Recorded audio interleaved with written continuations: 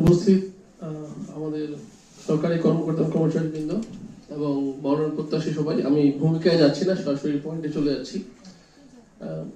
বেসামরিক প্রশাসনিক সহায়তার লক্ষ্যে বাংলাদেশ সেনাবাহিনী, আপনারা জানেন, গত 1 বছর ধরেই মাঠ পর্যায়ে আমরা আছি, আমরা মোতায়েনকৃত রয়েছি।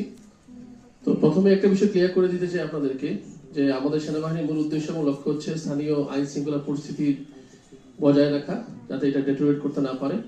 তো আমরা একটা নিরপেক্ষ বাহিনী এবং আমরা আসন্ন নির্বাচনকে কেন্দ্র করে আমরা নিরপেক্ষভাবে আমাদের আইন শৃঙ্খলা পরিস্থিতি উন্নয়ন করার জন্য, স্বাভাবিক রাখার জন্য কাজ করে যাব।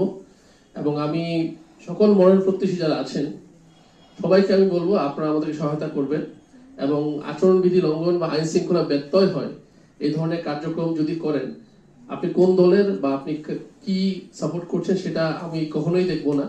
আপনার সবার বিরুদ্ধে আমাদের কার্যক্রম একই থাকবে।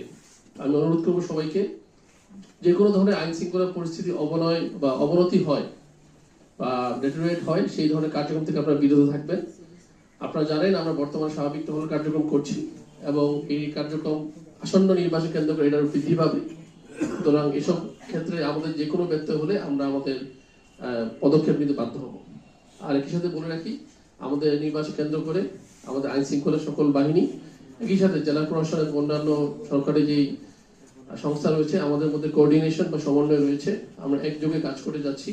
তো যে কোনো ধরনের সমস্যা আপনারা প্রপার চ্যানেল মোতাবেক প্রপার ব্যক্তিকে আপনারা অভিযোগ দিবেন, সেটা সম্পূর্ণরূপে আপনাদের সমস্যা অ্যাড্রেস করা হবে, কোনো কিছু আনঅ্যাড্রেস বা আননোটিস থাকবে না।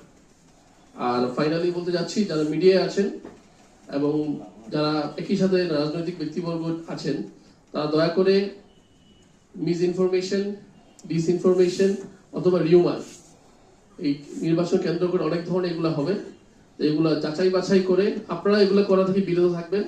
একইভাবে আপনারা যখন কোনো ধরনের পদক্ষেপ বা কোনো পয়েন্ট বা কোনো কার্যক্রম করবেন, এসব যাচাই বাছাই করে তারপর আপনারা এটা এই ধরনের কার্যক্রম ফলো করবেন বা আপনাদের রিঅ্যাকশন করবেন, এটাই।